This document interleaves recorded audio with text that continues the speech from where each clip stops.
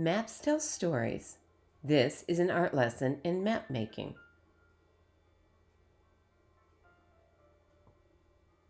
Maps are narratives. They tell stories about people in a particular time. They can be very artistic or very simple, depending upon their purpose. Map makers make decisions about what information is necessary to include, what can be left out, and what is necessary for the map to be legible.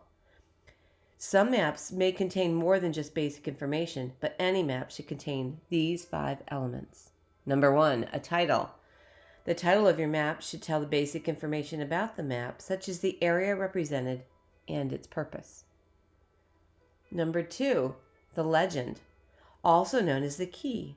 A legend explains what the symbols on a map represent.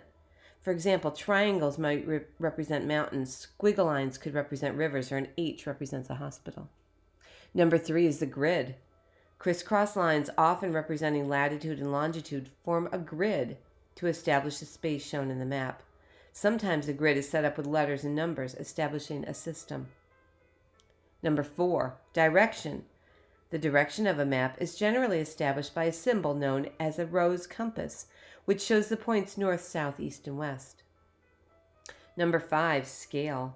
A scale shows the relation between a certain distance on the map and the actual distance in real life.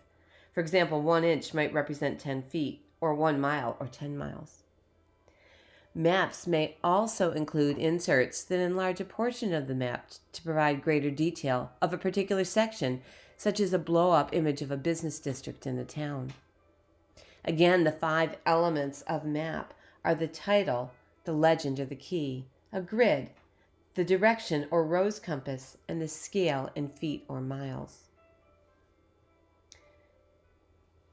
Here are some examples of maps. This one is on the left is the one of the United States and a road atlas that you might take when traveling, and the other is of Madison County in the 1800s. Maps have been artistically rendered, creatively interpreted, and in today's world, transmitted digitally. Maps were first used 3,000 years ago. Modern maps have significance on their own for travel and for tourism. They might be part of a larger collection, like as we said, in an atlas, or even help tell stories. GPS has changed the way we think about maps because maps used to be only on paper when we had them for traveling. There's always a beauty of having a road map when you're traveling. Like if, for instance, you were going to Virginia, it'd be so nice to have this map handy, but then there's always the dilemma of how do you fold it back up. And with GPS, this generation doesn't generally need to have a paper map, but if you ask your parents or grandparents, they are going to remember the difficulty of how in the world you fold this map back up so it fits back into the glove compartment of your car and or fits in the back. Oh my goodness, look at, oh, no. Okay, enough of that. Using the 5 basic elements of a map and as many other details and flourishes such as color and wording as you would like, your assignment is to create your own map. You will need a piece of paper and pencil to complete this project. Other tools that would be helpful are a ruler, an eraser, and markers and/or colored pencils. Once completed, forward your image to Mrs. Condon.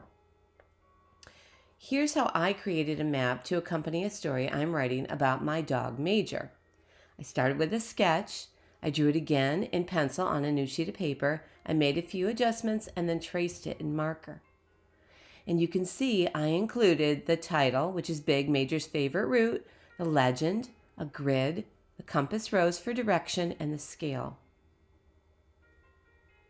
Here's a quick guide if you want to make a compass rose. You can make a more simple design for pointing north if you want, but if you'd like to make the compass rose, pause here and use those 9 steps. Again, here is my example of Major's favorite route. It's not drawn to scale, it's approximate an inch to 1/10 of a mile, and I have some details on there about my dog and the story I'm writing about him. All right. Do your best and go back and review these steps, and we can't wait to see what you come up with.